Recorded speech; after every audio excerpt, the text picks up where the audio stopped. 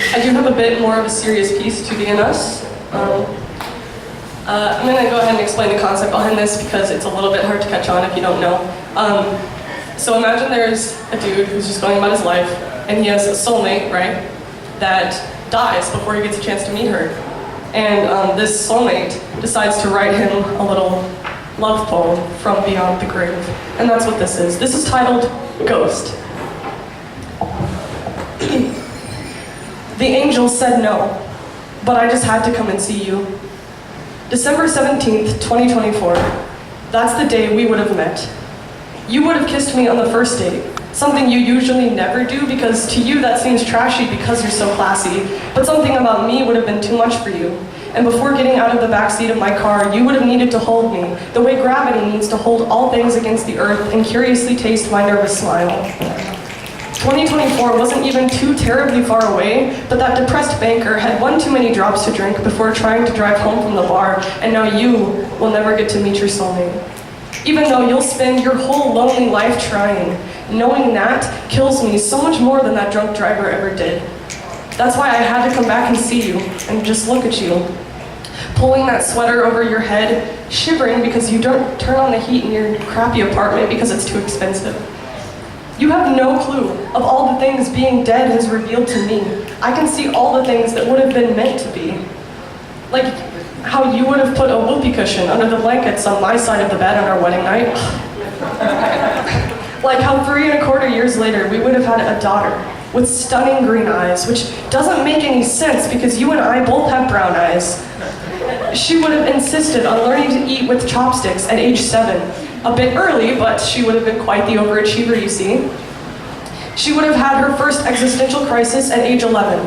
Her first kiss at age 16 would have been age 13, but we also would have homeschooled her, which stunts a child's romantic growth a bit.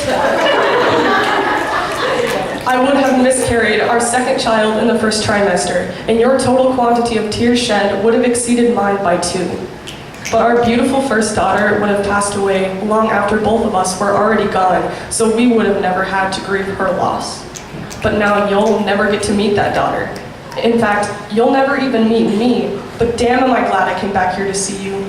I wish I could hug you. Just feel your warm, solid skin just once. I'm standing here in your apartment with you, but it's as if you see right through me. I tried knocking over your flower vase yesterday, but you just yelled at your dog and never looked away from the TV. I noticed you were lonely this morning, so I came to your bedroom door, wishing I could offer you some company, but instead, you just tried to fill that hole in your heart with a slice of undercooked pizza and an incognito tab on your laptop. I'm sorry you'll never even get to know my name. I'm sorry you'll never be inspired to try painting, which is something that we would have learned to do together. I'm sorry you'll never get to know how it feels to have someone that really love you on an almost unimaginable level. Yes, Vanessa will say she does. Charlotte will sleep with you and then stop talking to you because Charlotte's a bitch. Your friends will set you up with Christine, and it will take you 3 whole years, filled with her bad cooking and an abortion you won't even know about, for you to realize that she is not the one for you. You will die wondering who the hell was the one for you, and I am the only one who really knows the answer to that question. Listen, my cooking isn't as bad as Christine's. I know like 5 recipes that I could make right now using the ingredients you already have in your house.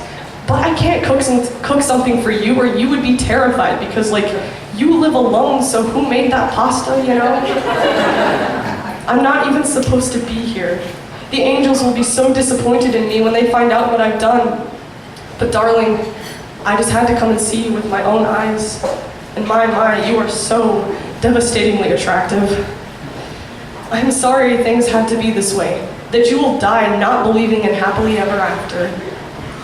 Though I was in fact out there, at one point at least.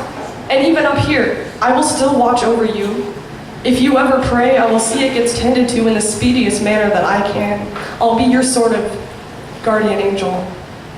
So don't give up, my love. Romance is just one way in which you could have succeeded. There are plenty of ways. Fairy tales are so often wrong about that.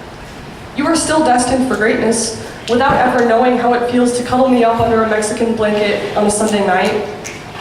It's true you'll never get to know how soft my hair is. It's true I'll never get to wear your sweatshirt. I'm sorry. I'm so sorry. Darling, I have to go back now. I wish you could remember me.